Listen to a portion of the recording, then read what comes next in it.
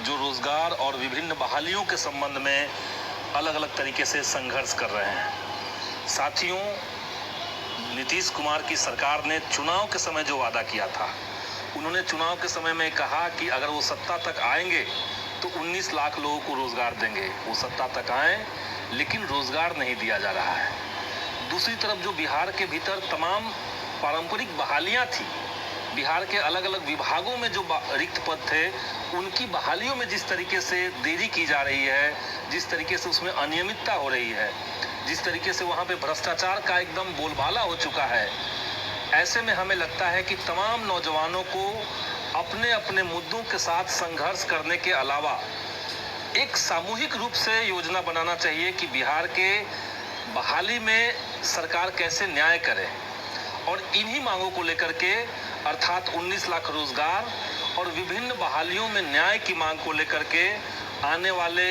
9 सितंबर को यानी गुरुवार के दिन पटना के छज्जू बाग में विधायक आवास संख्या 13 में हम लोग एक बैठक करने जा रहे हैं, जिसमें हम तमाम बहालियों के जो अभ्यर्थी हैं उन्हें और उनके प्रतिनिधियों को आमंत्रित करते हैं। उस बैठक में हम लोग सम्मिलित रूप से रोजगार के मुद्दे के ऊपर और अलग अलग बहालियों को लेकर के एक योजना बनाएंगे और खुल करके सरकार से अपनी बात कहेंगे, अपना संघर्ष सरकार के सामने रखेंगे। हम सब लोग जानते हैं कि कोरोना महामारी से पहले ही इस देश के अंदर बेरोजगारी का जो आंकड़ा था वो 45 साल का रिकॉर्ड तोड़ चुका था, और कोरोना महामारी और लॉकडाउन के बाद तो स्थिति और भी ज़्यादा भयावह हो गई। पूरे बिहार के अंदर नौजवानों के पास कोई विकल्प नहीं दिख रहा है। जहां कहीं एक दो विकल्प हैं, सरकार के अलग अलग विभागों में जहां पे बहालियां होनी हैं, वहां भी इतनी ज़्यादा अनियमितता है, वहां भी इतना ज़्यादा सरकार ने अपारदर्शी तरीके से उसकी प्रक्रिया को करने की कोशिश की है कि समझिए कि नौजवान जो हैं वो पूरी तरीके से हतोत्साहित हो रहे हैं। हम उनको कहना चाहते हैं कि हमें हतोत्साहित होकर के बैठने की ज़रूरत नहीं है, हमें एकजुट होकर के संघर्ष करना पड़ेगा और इस सरकार से अपनी मांग कहनी होगी। हम अलग अलग बहालियों के लोग भले ही हों, तो हमारी जो बहालियां हैं उस बहाली की एक मांग हो सकती है, लेकिन पूरे बहाली को जोड़ करके पूरे बिहार में रोजगार के मामले को लेकर के एक हम लोग का साझा योजना बन सकता है। मसलन हम लोग सरकार से ये मांग कर सकते हैं कि आप हर बहाली में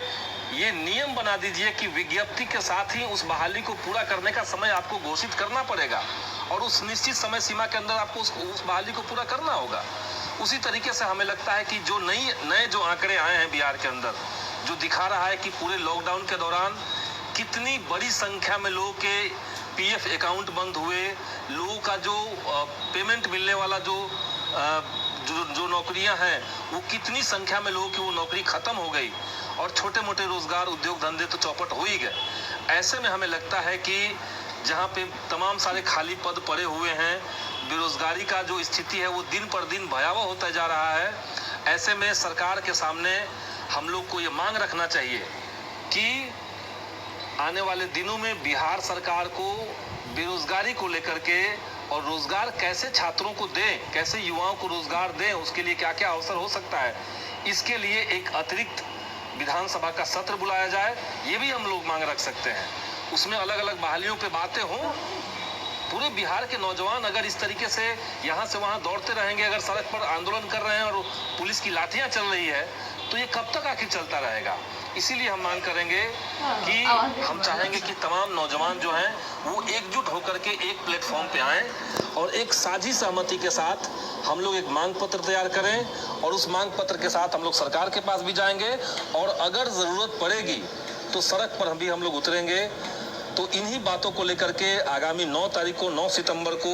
हम लोग एक बैठक आयोजन करने जा रहे हैं। उस बैठक का जो आयोजक है वो बहाली न्याय संघर्ष समिति है। हम सब लोगों ने देखा है कि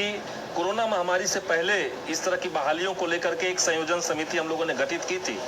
हालांकि उसका कार्यक्रम नहीं हो पाया क्योंकि बीच में लॉकडाउन हो गया सेकेंड फेज की जो महामारी थी उसके चलते। और अब जब थोड़ी स्थिति बेहतर हुई है पहले से, तो हमें लगता है कि हमें अपनी मांग को और ज़्यादा तरीके से और ज़्यादा मजबूत तरीके से उठाने के लिए एक बैठक और करना चाहिए। इसीलिए हम तमाम लोगों को आमंत्रित करते हैं पटना के छज्जू बाग में 13 नंबर विधायक फ्लैट में, जहां पे मेरे अलावा भोजपुर में अगियाओं के विधायक मनोज मंजिल भी मौजूद रहेंगे और रोजगार के सवाल पे संघर्ष करने वाले बिहार के अलग अलग इलाकों से लोग रहेंगे। तमाम अभ्यर्थियों से अनुरोध है कि अपने रिप्रेजेंटेटिव आप अपने मुद्दों के साथ लिखित तरीके से उसमें भेजें। बहुत बहुत धन्यवाद। इनकलाब जिंदाबाद।